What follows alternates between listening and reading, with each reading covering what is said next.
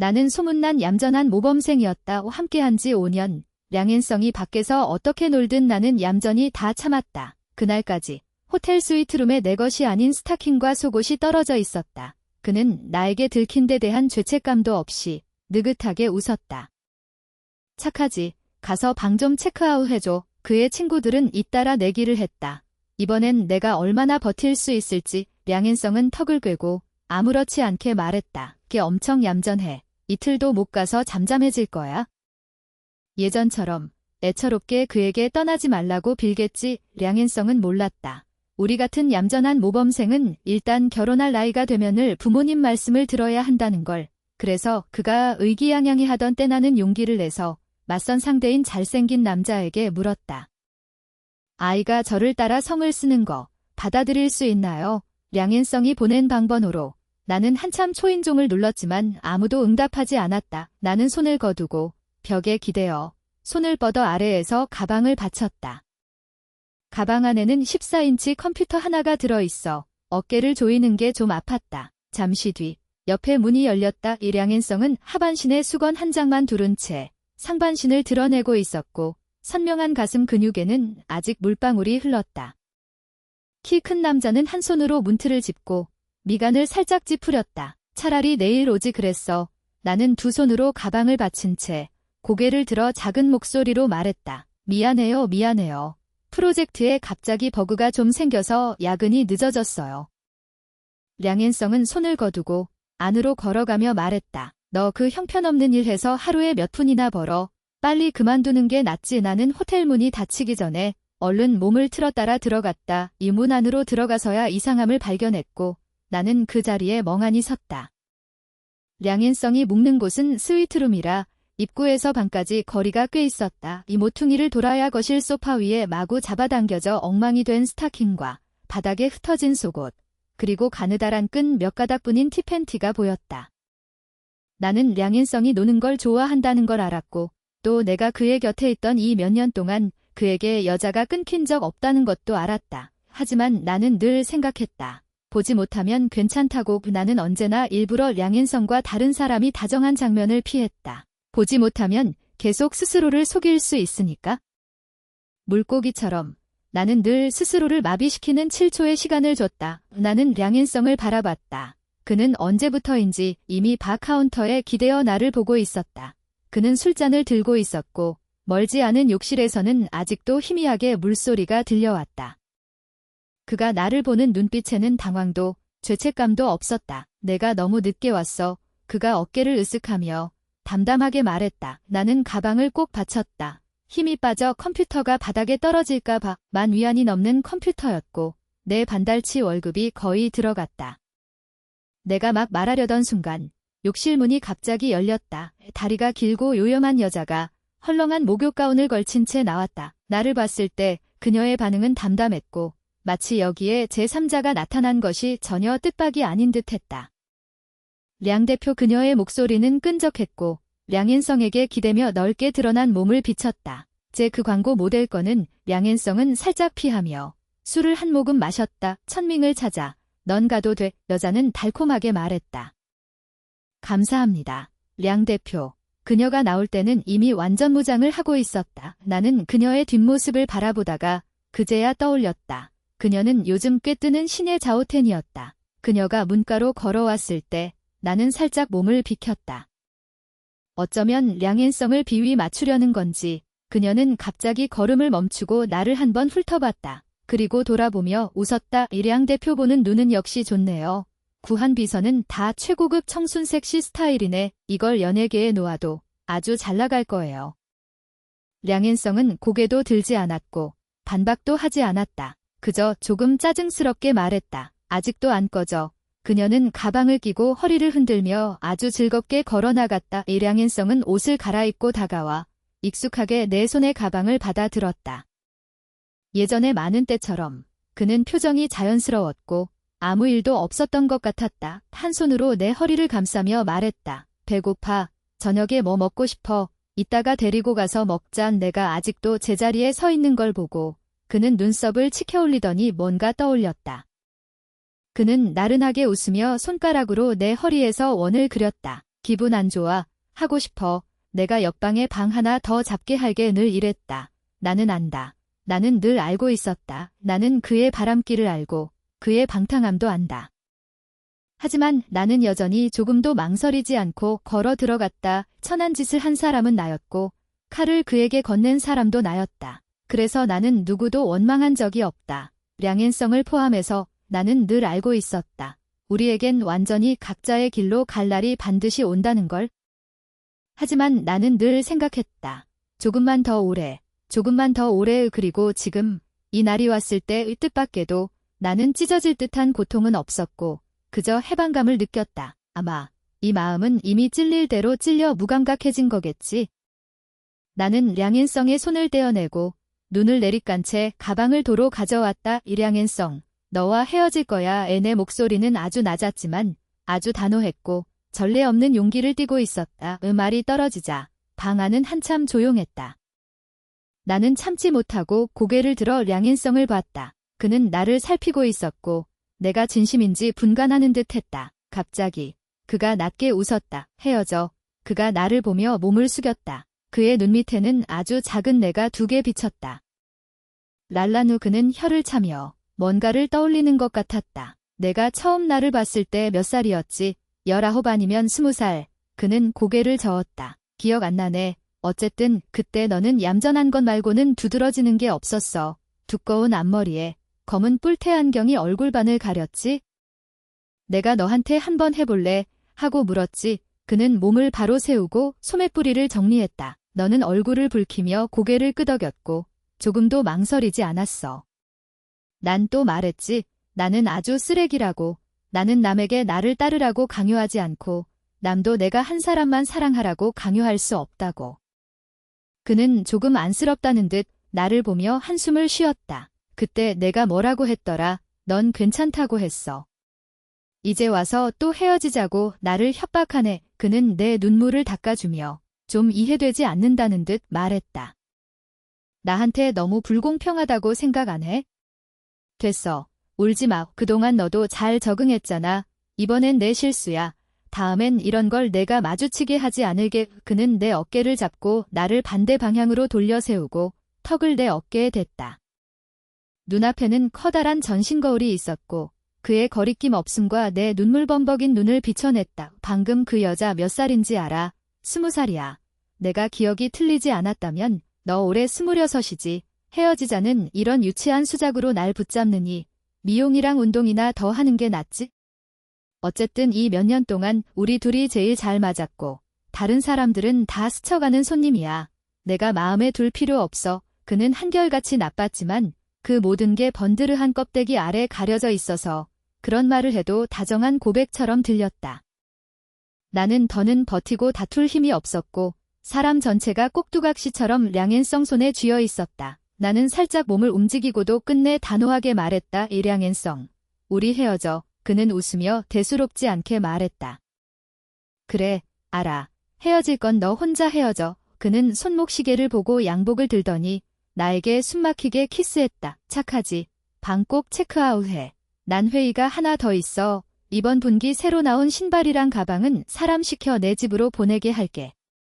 다른 건 밤에 돌아가서 다시 잘 보상해줄게. 어쩌면 헤어지자라는 말이 우리 사이에 너무 많이 나와서 이제는 조금의 위협도 없어진 것인지도 몰랐다. 처음엔 늘 헤어지자고 먼저 꺼낸 쪽은 량앤성이었다. 그는 나보다 더 일찍 이 2글자의 위협을 알고 있었다. 랄란, 못 견디겠으면 헤어져도 돼. 알잖아. 난 내가 힘들어하는 꼴 못 봐에 나는 다루기 쉬워서.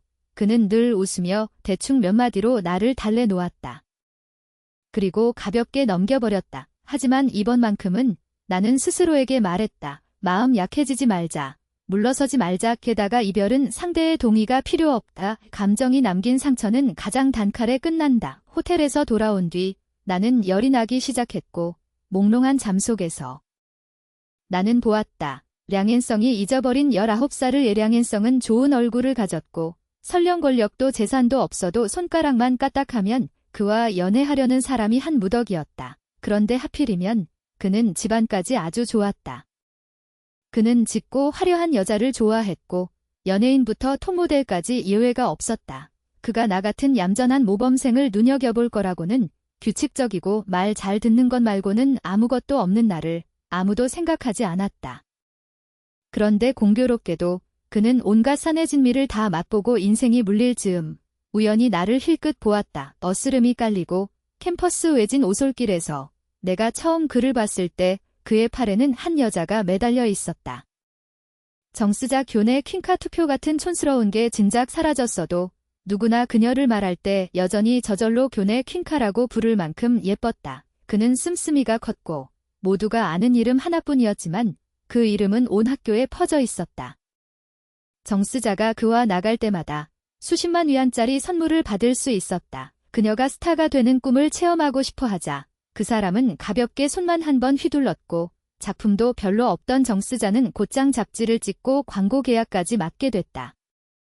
정스자가 그에게 매달려 애교를 부릴 때 나는 고개를 들어 한 번 보았다. 량인성의 표정은 담담했고 손가락 사이에 담배 불빛만 깜빡였는데 어쩌면 짜증이 난 듯했다. 그는 턱으로 나를 가리키며 그녀의 주의를 돌렸다.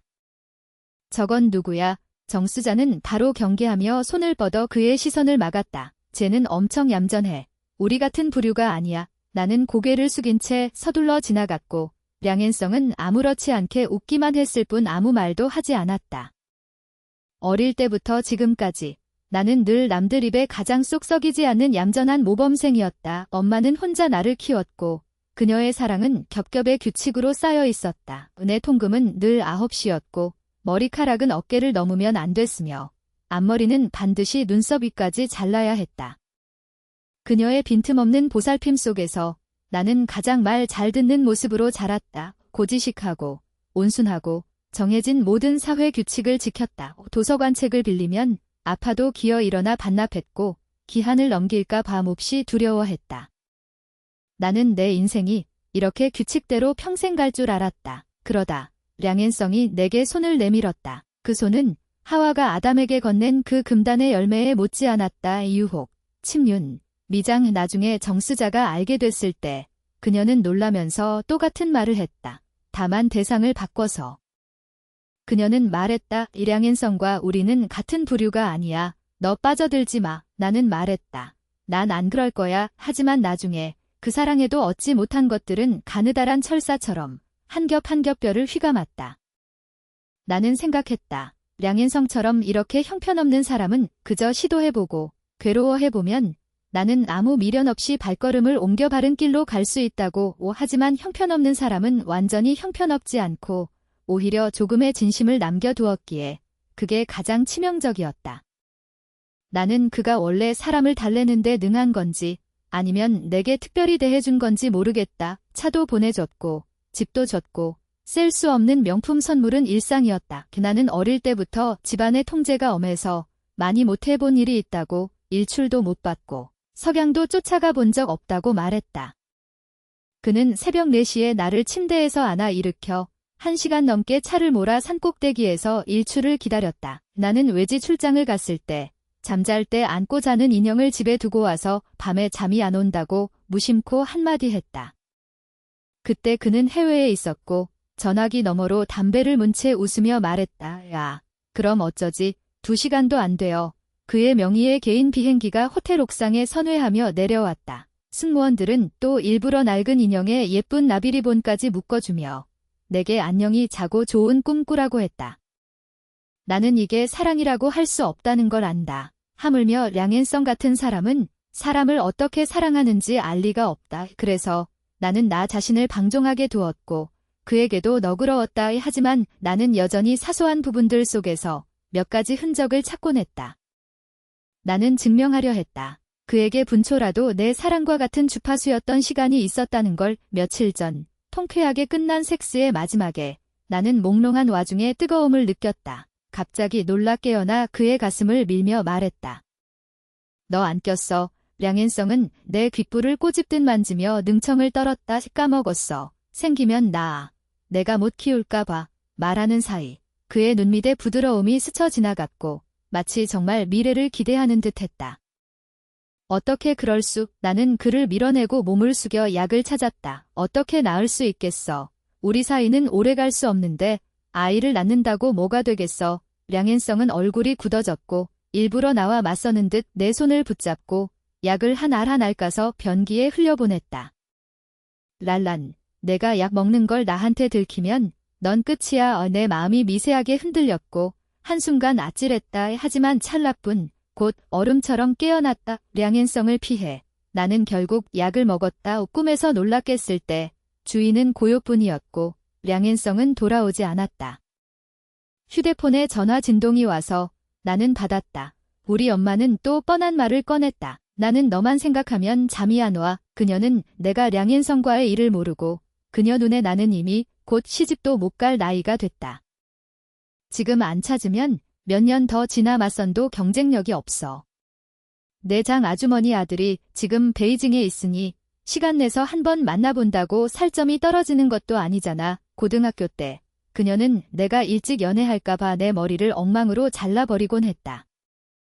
지금 그녀는 또 내가 시집 못 갈까봐 당장이라도 나를 인터넷에 걸어 팔고 싶어 한다. 나는 한숨을 쉬고 그녀의 말을 끊었다. 볼게. 알아보는 것뿐이야. 만나면 그녀가 멍하니 있다가 말했다. 무슨 말이야. 나는 반복했다. 내가 말했잖아. 내가 만나겠다고. 나는 계기가 필요하다. 이 량앤성을 완전히 떠날 계기. 량앤성이 회사에서 나왔을 때는 시간이 이미 늦었다. 차가 출발한 뒤 그는 오후의 일을 떠올렸다.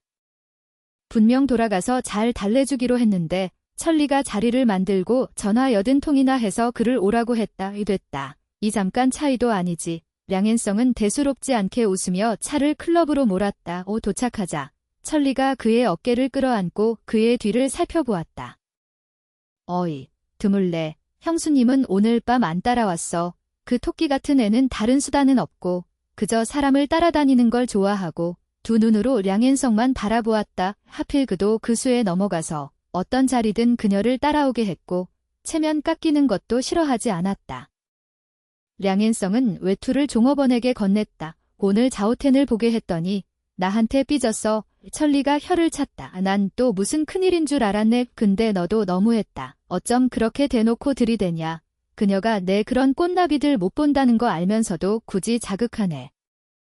토끼도 급하면 사람 문다. 너무 자극해서 이 토끼가 담 넘듯 떠나버릴까 안 무섭냐. 량앤성은 담배에 불을 붙였다. 여자가 성질이 좀 없으면 재미없지. 이틀쯤은 마음대로 난리치게 둬. 천리가 머리를 쳤다. 모레 내 생일인데 너희 둘 이 상황에 그래도 올 거냐? 누군가 웃으며 말했다. 아직 이틀이나 있잖아. 예전 경험대로라면 내 생각엔 오늘 밤에 그녀가 화해하러 올걸. 량앤성이 나른하게 말했다. 나는 상관없어. 그녀는? 내가 알아서 방법을 생각해. 그거야 소나귀지. 쑥난 전화번호나 줘. 천리는 말하며 전화를 꺼냈다. 이 평소엔 헤어지자 한마디면 겁먹어 죽었잖아. 내가 좀 떠볼게. 감이 안 오면 형 보고 너랑 헤어지라 하겠다고. 전화가 연결되는 동안 량엘리가 그를 일깨웠다. 너 그녀 겁주지 마. 걔는 겁이 작아. 천리가 여보세요 하고 말했지만 한참 뒤에야 저쪽에서 낯선 목소리가 들려왔다. 그는 그 자리에 멍하니 서서 확신이 서지 않은 채 량엘리에게 물었다. 이 번호 맞는데? 왜 한밤중에 전화 받는 게 남자지?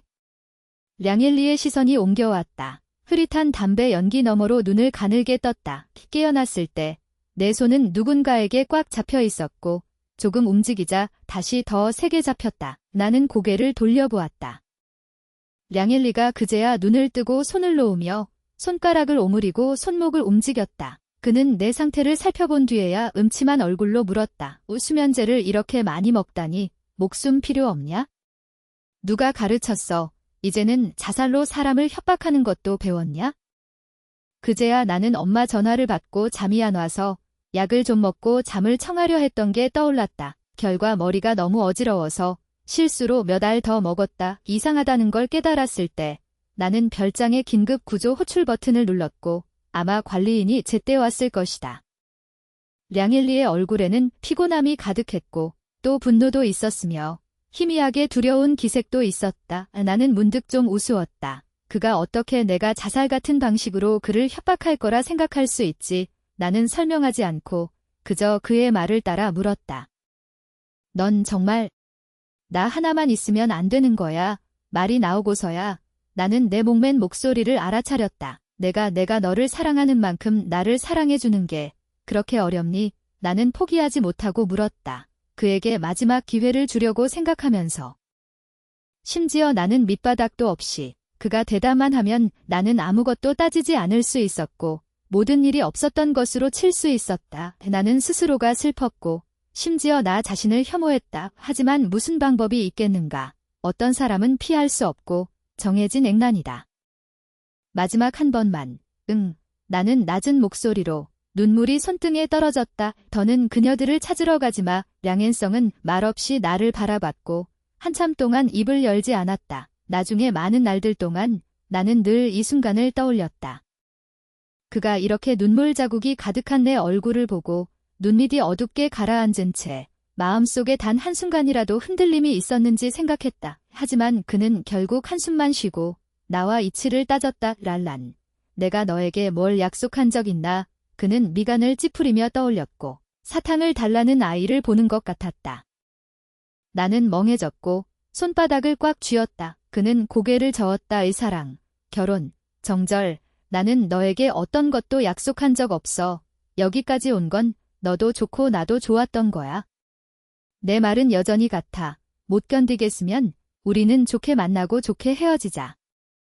그는 일어섰고 침대 머리맡에 그 수면제 한 병을 외투 주머니에 넣었다. 오, 푹 쉬어. 그는 손을 뻗어 이불을 잘 덮어주었다. 이 모레 천리 생일이야. 선물은 내가 널 대신에 준비해뒀어. 생각이 정리되면 나한테 전화해. 내가 데리러 올게.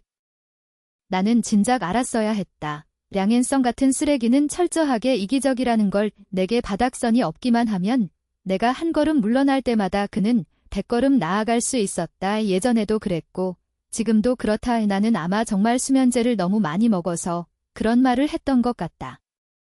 마음이 없는 사람은 데워지지 않는다. 나는 휴대폰을 집어들고 메일 화면을 열었다. 멍하니 몇 초 있다가 확인 메시지를 보냈다. 천리 생일날 나는 참석하지 않았다. 량앤성도 내게 연락하지 않았고 오히려 천리가 한밤중에 내게 전화를 걸었다.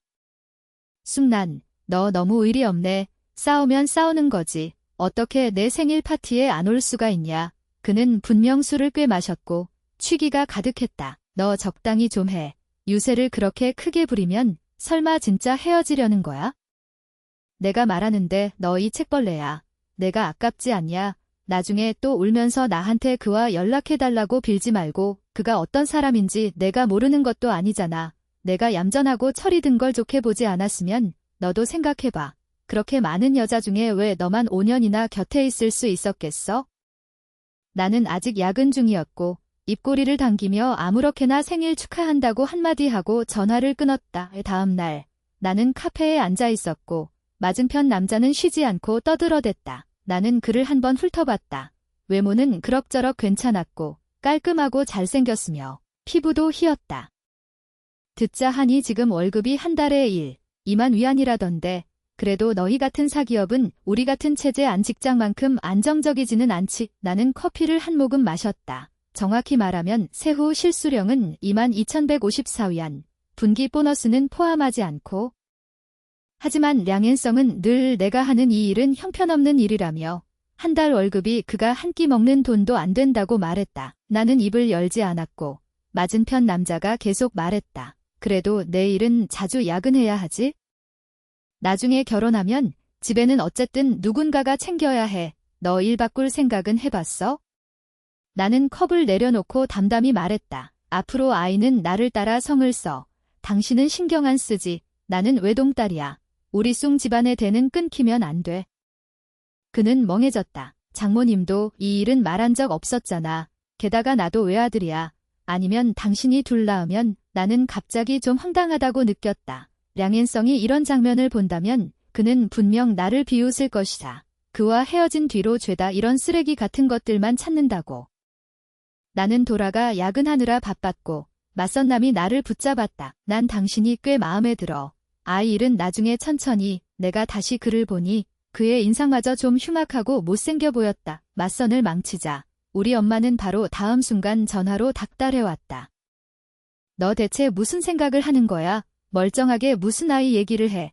내가 언제 내 아이가 우리 집안 성을 따라야 한다고 했니? 나는 그녀를 달랠 시간이 없어. 대충 몇 마디 하고 전화를 끊었다.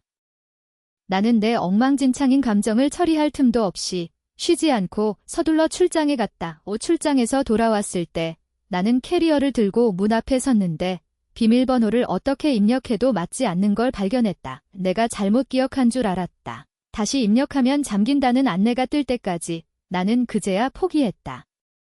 량앤성이 비밀번호를 바꾼 것이다. 뜻밖의 일이 없다면 나는 지금 이미 그에게 차단당했을 것이다. 과연 메시지는 수신 거부되었고 나는 그에게 연락할 수 없었다. 그는 예전에도 나를 차단한 적이 없던 건 아니다.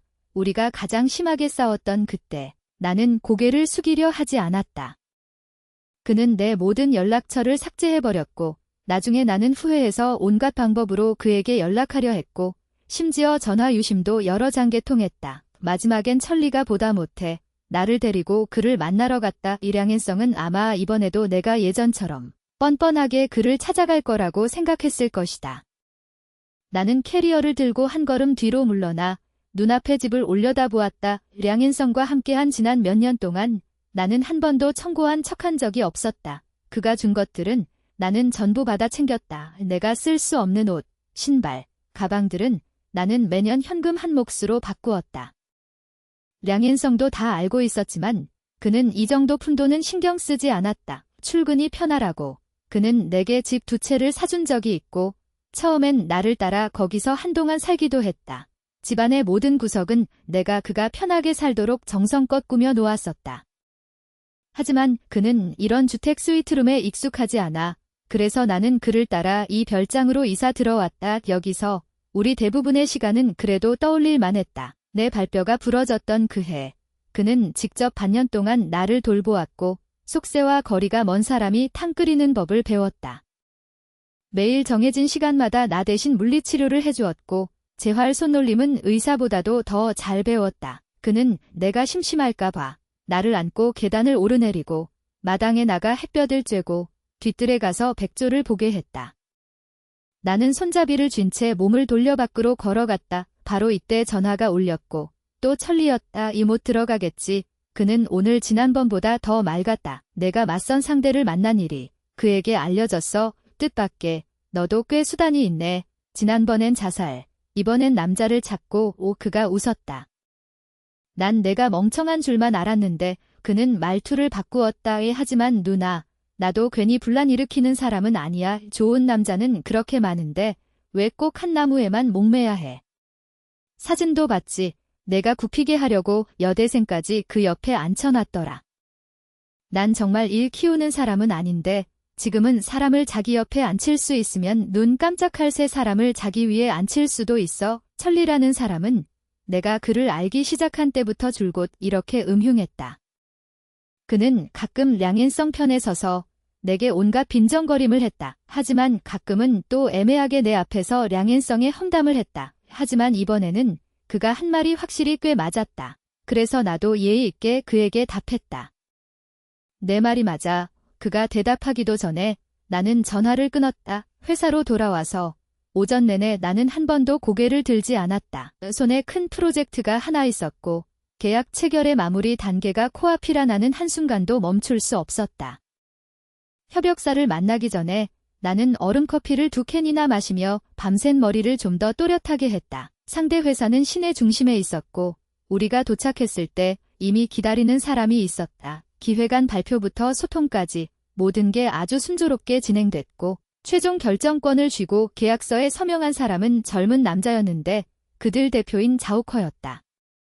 나는 그를 한 번 봤고 그의 분위기에서 어딘가 묘하게 익숙한 느낌이 났다. 이 량앤성이 문을 밀고 들어오는 걸 보고서야 나는 문득 깨달았다. 그 사람에게서 나는 그런 금수저 도련님 같은 기질은 확실히 그들 그 세계의 것이었다. 자우커는 회사를 꽤 아무렇게나 운영했고 협력사를 만나는 자리에도 량앤성 같은 외부인이 마음대로 드나들 수 있었다. 두 사람은 인사를 나눴고 처음부터 끝까지 량앤성은 나를 한 번도 보지 않았다. 자우커가 그에게 프로젝트 기획안을 보자고 하자 그는 제법 진지한 척 앉아서 한 장 한 장 넘겨보았다. 나는 숨을 죽였고 손바닥엔 땀이 났다. 나는 그 무리를 가장 잘 안다. 체면 칠해 때문이든 정분 때문이든 오늘 량앤성이 안 된다고 한마디만 하면 이 프로젝트는 반드시 계약할 수 없었다. 이건 내가 퇴사 전에 맡을 마지막 프로젝트였고 내 이력서에서 가장 진하게 남을 한 줄이 될 터라 나는 포기할 수 없었다. 나는 량인성의 손을 죽도록 노려보며 머릿속으로 만회할 방안을 하나 또 하나 떠올렸다. 신경이 거의 무너질 때 량인성이 탁 하고 서류를 덮었다. 그는 짧게 말했다. 나쁘지 않네. 자오 대표는 벌 만하겠어. 자오커는 크게 웃으며 그에게 술을 마시러 가자고 했다. 나는 안도의 한숨을 쉬었고 그 틈에 량앤성이 고개를 들어 나를 한 번 봤다. 끝난 뒤 나는 뒤에서 걸었고 그가 따라 나와 내 곁에 나란히 걸었다. 방금 내가 흑심 품고 도덕도 없이 일부러 와서 복수하려는 줄 알았지. 량앤성은 말하면서도 웃는 얼굴로 자오커의 부하들에게 고개를 끄덕였다. 그는 나를 흘겨보며 말했다. 난 내 그 일을 못마땅히 하긴 해도 남 밥줄 끊는 건 남의 조상묘를 불태우는 거나 다름없어. 가난한 사람이 돈 좀 버는 건 쉽지 않으니 나도 최소한의 공중도덕은 있거든. 나는 멈춰서서 몸을 돌려 그를 봤다. 내가 지금 너한테 감지덕지해야 한다고 생각해. 그가 없었으면 나는 애초에 이런 일을 겪을 필요도 없었다. 그가 무슨 자격으로 높은 데서 베푸는 척을 해문한 그런 뜻이 아니야. 그가 혀를 찼다. 출장 다녀와서 짐은 어디에 뒀어? 아마 집에 도둑이 들었지. 비밀번호를 너한테 말해주는 걸 깜빡했네. 너는 왜 나한테 묻지도 않았어? 고작 이런 푼돈 벌면서도 이렇게 바빠. 량앤성은 좀처럼 이렇게 몸을 낮추지 않는데 서로에게 체면을 세워줄 계단을 놓아준 셈이었다. 예전 같았으면 내가 모르는 척만 해도 화해할 수 있었고 생활은 그대로 이어졌을 것이다. 하지만 나는 이미 지쳤고 그런 정이 깊은 연극은 더는 못하겠다. 그는 알아차렸는지 계속 말했다. 내가 싫어하는 그 사람들은 다 지웠어. 말도 다 끝나기 전에 그의 손에 들린 전화가 울렸고 그는 재빨리 끊어버렸다. 나는 비웃듯 웃고는 말없이 발을 들어 밖으로 걸어나갔다. 그가 나를 붙잡았다. 됐어. 쑥난, 너무 작작해야 보기 흉하지. 내가 애써 달래줬는데 또 뭐가 불만이야? 나는 차분하게 그를 보았다. 불만 같은 건 없어.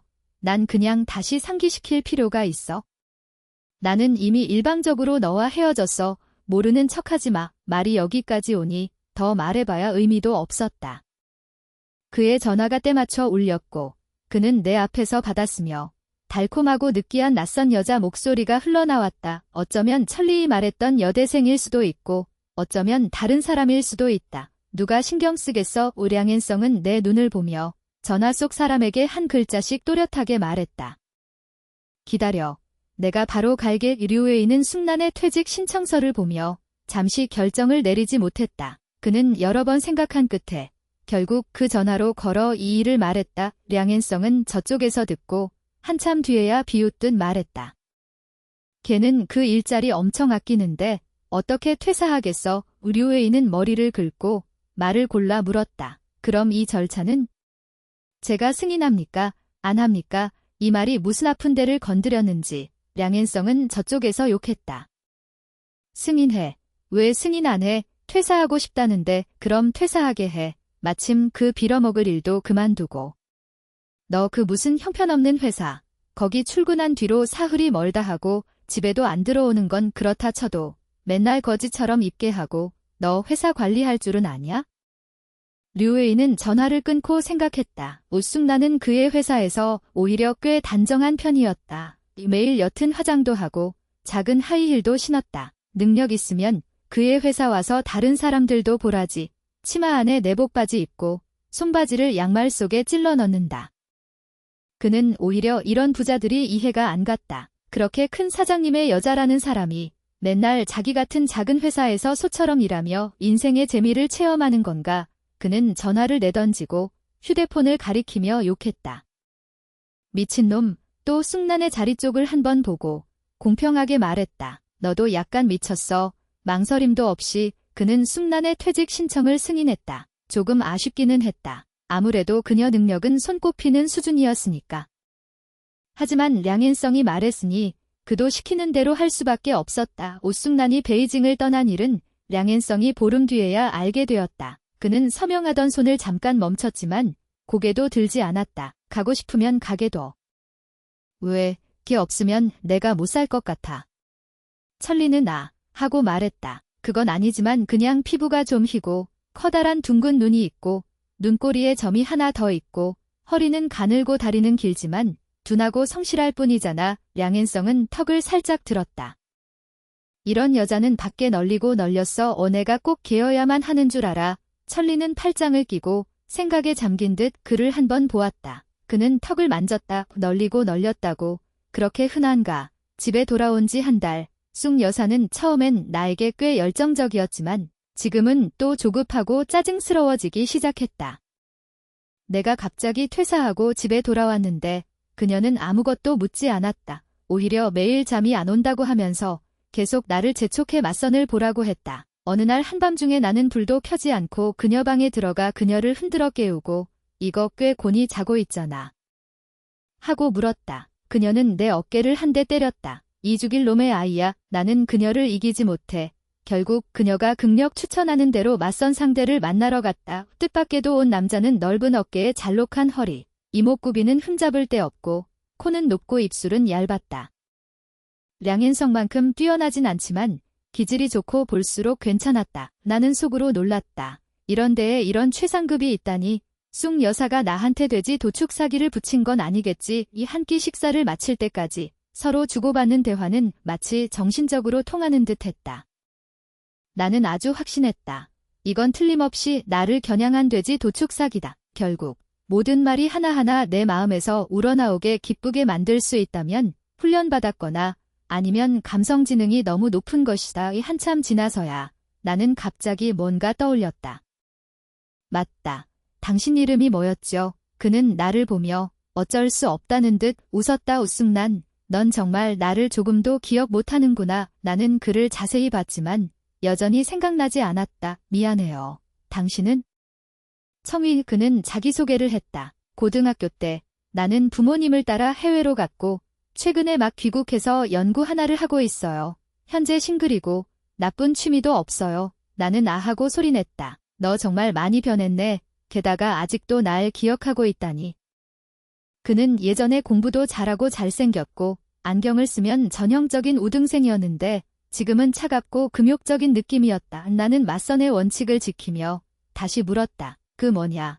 우리 엄마가 안 말해줬어요. 나중에 아이는 내 성을 따라야 해요. 당신은 아마 그걸 못...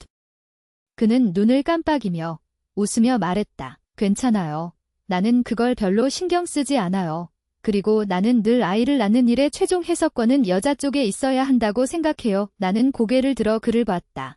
그의 얼굴엔 농담의 흔적이 없었고 깊이 생각한 끝에 내놓은 답변이었다. 솔직히 말해, 이성적으로는 그가 이런 말을 했을 때 내가 결혼을 고려한다면 청희가 괜찮은 선택이라는 걸 알았어야 했다. 하지만 감정적으로는 나는 아직 먼지를 다 털어내지 못해서 남을 붙잡아 둘 수는 없었다.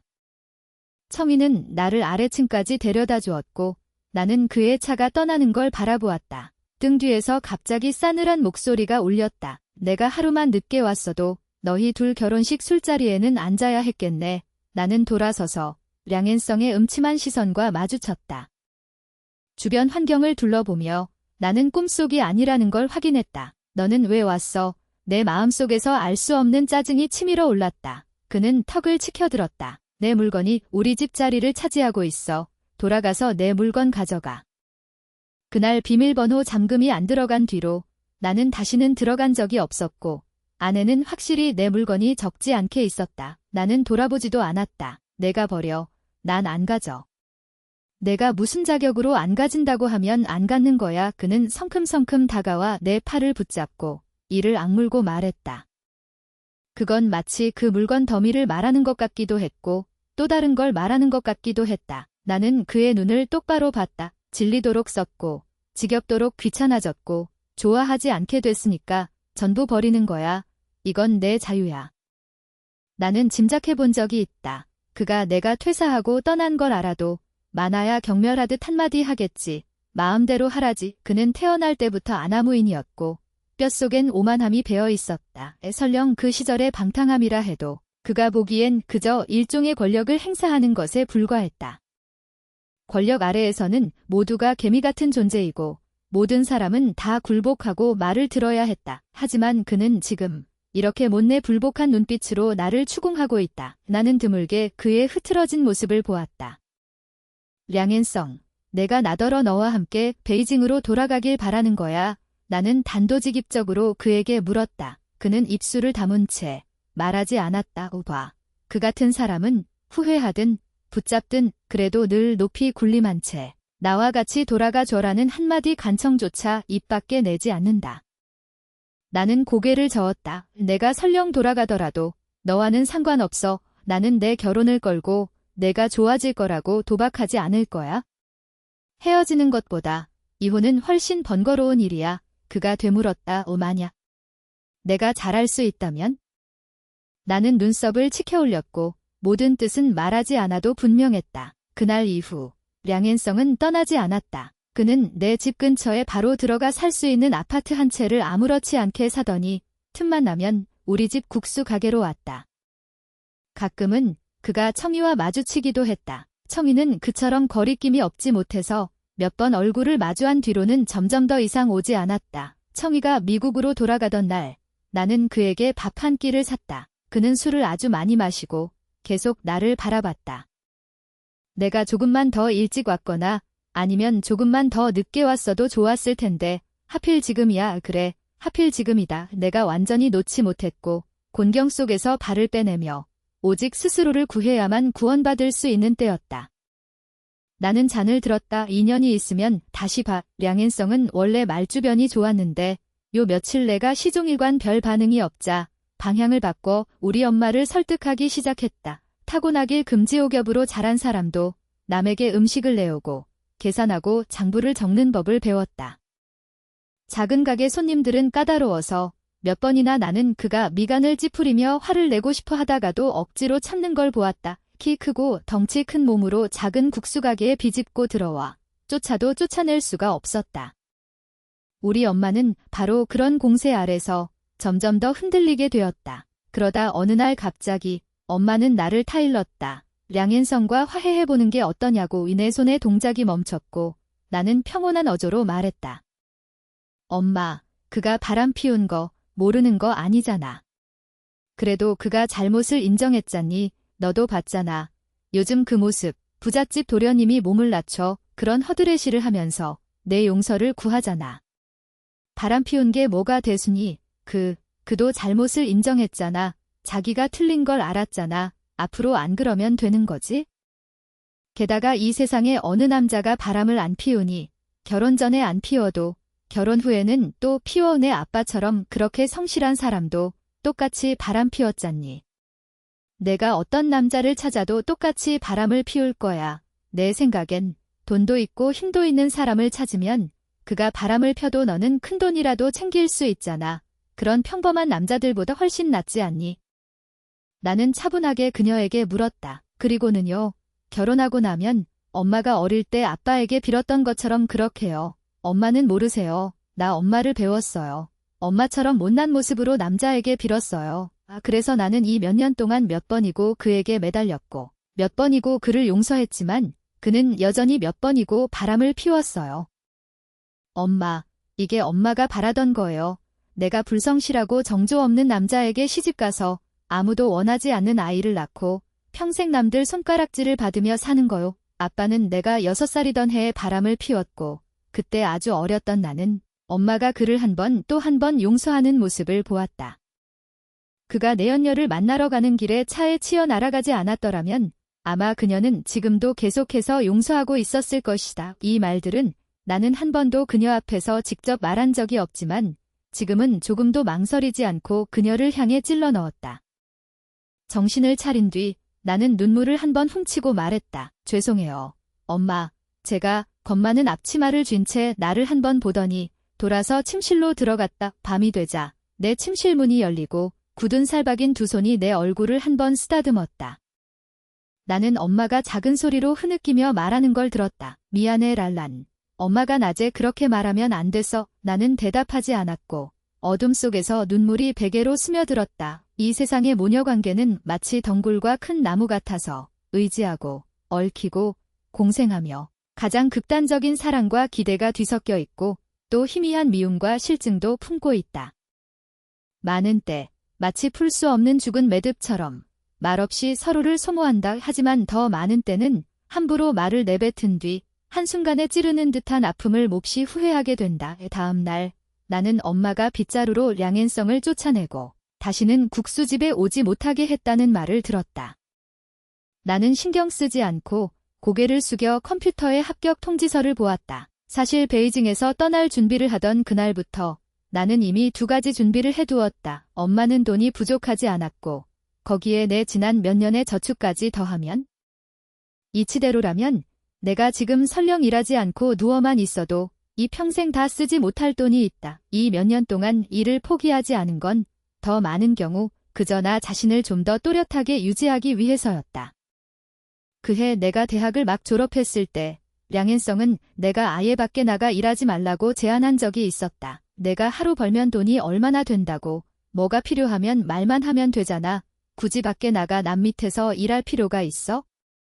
내 하루 용돈이면 내 몇 달 월급이랑 맞먹어 상의하는 말투였지만 그때 그의 태도는 그리 온화하지 않았다. 결국 그가 원하는 건 부르면 바로 오고 온 마음을 다해 그를 중심으로 하는 여자친구였고 내가 못하면 후보는 얼마든지 많았다.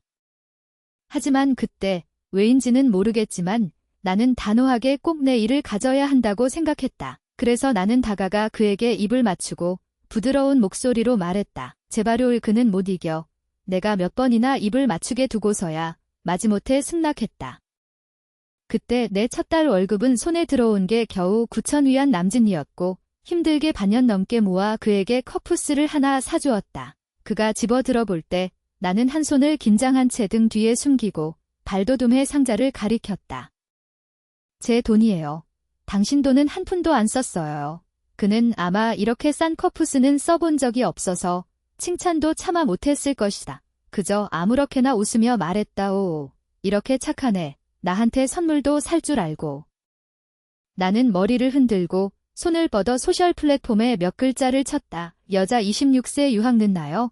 화면에는 적지 않은 상담기관과 홍보가 튀어나왔고 나는 게시글 하나를 눌렀다. 눈에 들어온 건 댓글 하나였다. 저 지금 미국에 있는데 제가 말해줄게요. 제 동급생은 올해 75살이에요. 지금보다, 오늘보다 더 젊은 순간은 없어요. 나는 소리 없이 웃었다. 나는 내가 사실 누구보다도 더 일찍 결정을 내렸다는 걸 알고 있었다. 그리고 이런 바깥을 향한 구함은 그저 또 다른 형식의 확신 찾기일 뿐이었다. 며칠 뒤 엄마는 량앤성이 급한 일이 생겨 베이징으로 돌아갔다고 말했다. 나는 엄마에게 내가 해외에 나갈 계획을 말했고 엄마는 곧바로 반대했다. 너는 공부하다 바보가 됐니? 너도 이제 26, 7 나이인데 또 공부를 하겠다고? 지금 너한테 가장 중요한 일은 결혼이야. 가장 결혼해서 시집가야 할 나이에 너는 또 공부하러 가고 너는 정말 책을 너무 많이 읽어서 머리까지 멍청해졌어. 나는 그녀가 당장은 받아들이지 못한다는 걸 알았다. 하지만 그녀가 나를 베이징에 공부시키러 보내던 그날부터 그녀는 깨달았어야 했다. 내 세상은 아주 넓어질 거라는 걸. 이 사회는 나이에 대해 너무 가혹하다. 가혹해서 졸업하자마자 완벽한 직업을 가지라 하고 일하자마자 완벽한 다른 반쪽을 가지라 하고 결혼하면 가장 좋은 건 아들 하나 딸 하나를 두는 거라 하고 모든 사람은 규율되어 인생은 박자에 맞춰 진행해야 한다고 여겨진다. 우리 엄마는 더더욱 그 정점에 있었다. 그녀는 독한 말을 내뱉었다. 내가 감히 유학을 가면 이번 생엔 다시 돌아오지 마. 난 너 같은 딸 없는 셈 칠 거야. 그녀는 어릴 때부터 나를 통제해왔고 이제 내가 더 이상 통제되지 않자 그녀는 조금 당황했다. 나는 내 생각을 바꾸지 않았고 그 뒤 시간 동안 나와 엄마는 한마디도 하지 않았다. 유학 가는 날 나는 작별할 생각이 없었고 그저 조용히 캐리어를 끌고 나가려 했다. 하지만 고개를 숙이자 내 손가방이 가득 채워져 있는 게 보였고 또 고무줄로 단단히 묶은 돈 뭉치들이 들어있었다. 집에서 가장 가까운 외화를 바꿀 수 있는 은행까지는 10여 킬로미터였다. 나는 그 돈을 움켜쥐고 굳게 닫힌 침실 문을 바라보며 눈시울이 뜨거워졌다. 26살이 되던 해 비행기는 구름 속으로 숨어들었다. 3만 피트 상공에서 내 인생은 다시 출발했다. 나는 타국의 자리를 잡고 시차에 적응하는 법을 배우고 억양에 적응했다. 얽힌 옛일도 없고 공기마저 낯설었다. 얼마 지나지 않아 편안한 날도 못 보내고 량인성이 소식을 듣고는 악령처럼 흩어지지 않고 내 아파트 아래에 나타났다.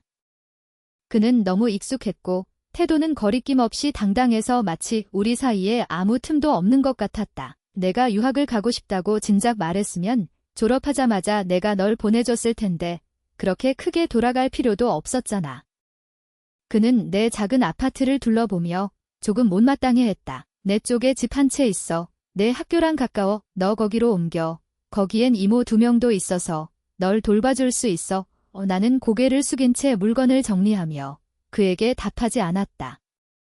량인성 같은 사람은 내가 밀어낼수록 오히려 더 기어오른다. 이 많은 때 나는 울면서 그를 욕하고 다 내던지고 그와 싸웠지만 그는 그저 재미있고 놀랍다고만 여겼다. 가끔 기분이 좋을 때면 그는 달래주기도 했지만 대부분 고개를 숙이는 사람은 나였다.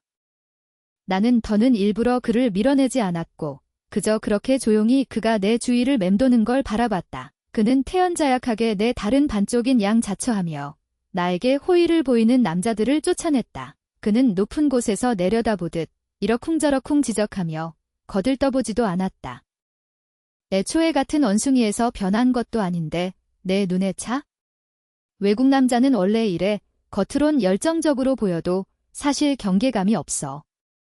팔다리만 발달했고 체취도 심한데 어떻게 감히 들이대지에 내 학업은 터무니없이 무거웠고 그는 한가하게 사람을 부리며 시간을 보내니 도리어 내 수고를 꽤 덜어졌다. 백인 음식도 뜻밖의 너무 맛없었고 비록 나는 그의 집에 살지 않았지만 천천히 나도 량인성의 그 두 이모를 거부하지 않게 됐다. 그녀들은 국내에서 온 사람들이고 여러 요리를 잘해서 나는 매일 수업 가고 수업 마치고 그 한입 음식으로 목숨을 이었다. 1년 동안 량인성은 자주 국내외를 오갔다. 어떤 때는 여기서 며칠 머물다가 한밤중에 또 비행기를 타고 돌아가 아침 회의를 열어야 했다. 천리가 말하길 량인성이 귀국했을 때 누군가 그에게 그렇게 자주 해외에 나가서 뭘 하냐고 물었다. 그는 나 하고는 조금 자랑하듯 말했다. 내 여자친구 해외에서 유학 중이야. 나는 동반 유학이지. 천리가 국제전화를 걸어와 나를 답답해했다. 너 진짜 내게 두 손 들었다. 어쩌다 또 화해했어. 너 진짜 빌어먹을 연애 바보다. 그는 말하려다 멈췄다. 너는 해외에서 공부하니까 바깥일엔 눈 감고 귀 막고 있잖아. 그가 국내에서 뭘 하는지 보이긴 해. 나는 책장을 접고 담담히 물었다. 그가 또 여자를 찾았어. 천리는 잠시 침묵하더니 전화를 끊었고 아무 말도 하지 않았다. 나는 물론 내가 뭘 하는지 알고 있었다. 나는 량인성에게 손에 닿을 수 있다는 신호를 줬다. 예전처럼 이 1년 동안 그는 처음에 사과하는 태도에서 점점 다시 본래 모습으로 돌아갔다. 그가 보기에 이번에 아무리 크게 싸웠어도 그저 한 번의 평범한 다툼일 뿐이었다. 나는 여전히 그가 마음대로 주무를 수 있는 얌전한 모범생이었고 싸우고 화내도 결국 늘 화해했다. 나와 량인성은 그렇게 아주 오랫동안 얽혀 있었고 내가 거의 졸업할 때까지였다. 량인성이 다시 귀국하기 전날 그는 조금 딴 생각에 잠겨 손가락으로 탁자를 두드리며 무엇을 생각하는지 알 수 없었다. 마치 어려운 결정을 내리는 듯 했다. 나는 그를 한번 보고 시선을 거두고 계속 책을 봤다. 그가 입꼬리를 올렸다. 내가 돌아오면 너에게 깜짝 놀랄 걸 줄게. 나는 물론 그가 뭘 하려는지 알았다. 나도 그에게 깜짝 놀랄 걸 줄 생각이었으니까. 그래서 일주일 뒤 량인성이 밤새 국내에서 내 거처로 날아왔을 때 내 뒤에 문은 활짝 열려 속이 훤히 보였고 상반신을 드러낸 남자 하나가 더 있었다. 그는 최상급 몸매를 지닌 남자였고 혼혈의 화려한 얼굴을 가졌으며 또 내가 숱하게 고른 끝에 정한 첫 경험 상대였다. 바보가 아니라면 누구나 알 수 있었다. 이 방에서 어젯밤 무슨 일이 있었는지. 이 량인성은 담배를 지식이고 허공 너머로 나와 시처를 보다가 갑자기 웃었다. 나는 그가 화내기 전에 시처의 뺨을 두드려 먼저 가라고 했다.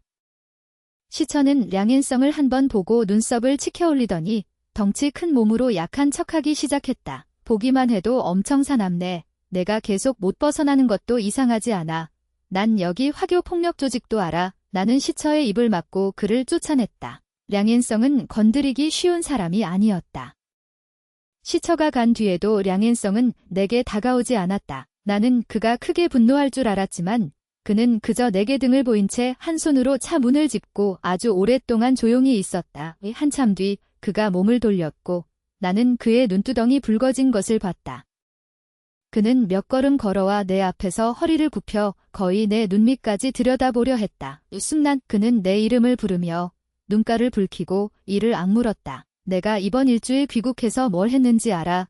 나는 시발 본가로 돌아가 노부인하고 우리 엄마랑 맞섰어. 나는 결혼하겠다고 말했어. 나는 너에게 줄 웨딩드레스를 고르고 사람 시켜 밤새 다이아 반지를 디자인하게 했어. 스타일이 마음에 안 들어서 몇 번이고 고쳤어. 내가 모든 사람에게 나 순난과 결혼하겠다고 말할 때 너는 뭘 하고 있었어? 너는 다른 남자와 키스하고 잠자리하고 있었어. 그는 바보처럼 다른 사람들이 묻자 이 평생 결혼할 생각 없다던 사람이 왜 갑자기 변했냐고 했다. 그는 아무렇지 않게 말했다. 무슨 비혼주의냐. 그건 맞는 사람을 못 만났기 때문이라고. 그 량앤성이 이 말을 했을 때 방 안 사람들은 모두 웃었다. 그는 원래 정말로 자신이 그녀 아니면 안 되는 정도까지는 아니라고 생각했다. 사람도 물건과 같아서 오래 독차지할수록 더 놓지 못한다. 그는 그녀가 다른 남자에게 웃는 모습을 못 봤다. 천리는 그를 막은 유일한 사람이었지만 그를 위해서는 아니었다. 그가 말했다. 너 이제 더는 남의 아가씨를 해치지 마라. 량앤성은 동의하지 않았다. 이게 무슨 말이냐. 그와 숨나는 천생연분이다. 정말 떠날 수 있었다면 그녀도 지금까지 그의 곁에 있지 않았을 것이다. 그는 생각했다. 숨나는 그저 안정감이 없는 것 아닌가. 그가 그녀와 결혼하면 되는 거라고. 위 2년 동안 그녀는 거절하지도 않았고 밀어내지도 않았고 그는 바보같이 이게 이미 화해한 것이라고 여겼다. 그런데 알고 보니 여기서 그를 기다리고 있었던 거였다. 나는 량앤성의 손을 밀어냈고 마음속이 아주 고요하고 아주 고요했다. 그의 고통과 눈물을 보고도 나는 뜻밖에도 더는 조금도 괴롭지 않았다. 나는 생각했다. 이 순간 나는 아마 모든 지난 일들 속에서 마침내 구원받은 것 같다고. 기억나지 않아. 내가 천천히 말했다. 내가 너에게 뭘 약속했지? 사랑, 결혼, 정절. 난 너에게 아무것도 약속한 적 없어. 량앤성. 2년 전 헤어진 뒤로 우린 아무 관계도 없었잖아. 그렇지? 그의 눈밑에 고통이 번졌고 나를 죽어라 붙잡은 채 반박 한마디도 하지 못했다. 아프냐? 아프면 맞았다. 이렇게 아파도 내가 그해 겪은 것의 10분의 1에도 못 미친다. 나는 미국에서 정스자를 만난 적이 있다.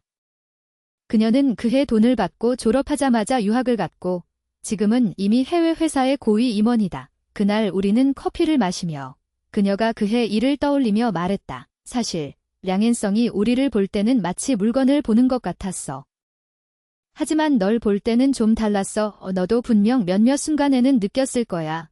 그의 마음속에서 넌 달랐다는 걸. 떠나기 전 그녀는 내 어깨를 두드리며 말했다. 그래도 난 내가 그 순간들을 이겨낸 게 정말 다행이야.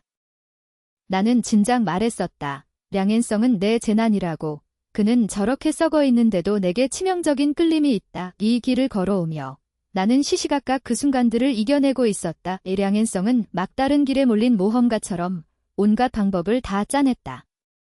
어젯밤 일은 하룻밤 관계로 여기고 잊어버려. 그 남자도 잊어. 난 아무 일도 없었던 걸로 할 수 있어. 하룻밤 관계. 나는 실수하며 그를 봤다. 넌 나를 가장 잘 안다면서. 나는 소문난 얌전한 모범생이야. 내가 어떻게 하룻밤 관계 같은 짓을 하겠어? 난 정말 그가 좋아. 그 얼굴이 좋고 젊고 힘있는 몸이 좋고 그게 어떻게 좋아하는 게 아니겠어. 그가 날카롭게 말했다. 그렇게 여기면 돼. 나는 턱을 들고 경멸하며 말했다. 내가 나를 너라고 생각해? 량앤성은 힘이 빠져 내 어깨를 붙잡고 있을 수도 없었지만 끝내놓으려 하지 않았다. 나는 안다. 우리 사이의 그 지난 날들과 그가 방탕하고 제멋대로였던 그 숱한 밤낮이 가장 무딘 칼 한 자루처럼 지금 한 번 또 한 번 그의 가장 아픈 곳을 찔러 넣고 있다는 걸. 나는 살짝 한 걸음 뒤로 물러나 우리 사이 마지막 남은 조금의 거리마저 벌렸다. 내가 놓지 못하는 건 통제와 습관이지. 내가 아니야. 바람이 머리끝을 스쳤고 내 목소리는 아주 가벼웠지만 한 글자 한 글자 확고했다. 다시는 나를 찾지 마. 량앤성 졸업 후 나는 투자를 하기 시작했고 안목이 남달라 건건히 돈을 벌었다. 량현성은 사람은 별로지만 그의 견식과 머리는 모두 최고였다. 그 몇 년 동안 그는 한가할 때면 손수 나에게 적지 않은 것들을 가르쳐 주기도 했다. 내 일이 승승장구한 뒤로 우리 엄마도 더는 나한테 맞선 보라고 재촉하지 않았다. 이웃들이 한 번 물으면 엄마는 도리어 받아쳤다. 재촉 내 머리 귀신이냐. 내 딸이 평생 안 시집가도 너랑은 상관없어. 나는 평생 시집가지 않을 생각은 없었다. 나중에 량현성이 나를 위해 고른 웨딩드레스를 보게 됐다. 그는 확실히 나를 충분히 잘 알았고 웨딩드레스는 아주 예뻤지만 나는 여전히 그에게 승낙하지 않았다. 그는 믿지 않았다. 나는 기다릴 수 있어. 너는 언젠가 그걸 입고 싶어질 거야. 여전히 그렇게 확신에 차 있고 자신만만해서 나는 웃어 보였다. 그는 겉으로는 확신에 차 있었지만 한밤중에 술에 취하면 천리를 찾아갔다. 그는 정말 고립무원이라 아무도 그를 도와줄 수 없어서 천리에게 나서 달라고 했다. 내가 그녀를 좀 설득해줘. 원래 그렇게 얌전한데 왜 이번에는 이렇게 말을 안 듣지? 천리는 입맛을 다시며 숭난이 정말 그의 말을 들었으면 아직도 그 량현성 차례겠냐고 했다. 그 뒤로도 적잖은 사람들이 애매하게 나를 설득했다. 그 량현성은 비록 진심이 겨우 두세 푼뿐이지만 어쨌든 그걸 다 내게 줬잖아. 나는 그 말에 그다지 동의하지 않았다. 설마 나는 진심 10푼을 전부 내게 주는 남자 하나 감당할 자격도 없다는 건가? 여자는 자본이 생기면 고를 수 있는 것이 많아지고 남자도 그 안에 포함된다. 33살 되던 해 나는 결혼했다. 내가 수없이 따져 고른 남자와 이 결혼식은 내 고향에서 열렸고 우리 엄마는 웃음을 다물지 못했다. 성대한 연회, 산과 바다에 맹세하는 선언이 한마디 한마디를 덮었다. 나는 남자를 믿지 않고 그들의 맹세도 믿지 않는다. 지금 내 팔을 끼고 있는 이 남자가 정말 평생 나에게 충실할까? 나는 모른다. 하지만 나는 안다. 얌전한 모범생의 사전에는 참는 것만 있는 게 아니다. 정말 그런 날이 온다면 나는 반드시 그를 걷어차 버릴 것이다. 곁에 남자가 갑자기 뭔가 느낀 듯 나를 한번 바라봤다. 그는 눈을 동그랗게 뜨고 조금 억울해했다. 여보, 이렇게 좋은 날에 당신 또 무슨 쓸데없는 생각을 하는 거야? 나는 웃으며 그의 손을 꼭 쥐었다. 결혼식 당일 천리가 왔고 선물 하나를 가져왔다. 그는 코를 만지며 조금 내놓기 민망해했고 남의 결혼식에 이런 걸 보내는 건 순전히 기분만 막히게 한다고 여겼다. 그는 량현성에게 같이 가자고 했지만 그는 거절했다. 숭난이 다른 사람이 고른 웨딩드레스를 입은 모습을 못 보겠다고 했다. 내가 한 번 보니 그건 그 다이아 반지였고 값이 매우 비쌌다. 떠들썩한 피로연 속에서 나는 희미하게 차가 떠나는 소리를 들었다. 나는 뒤돌아보았다.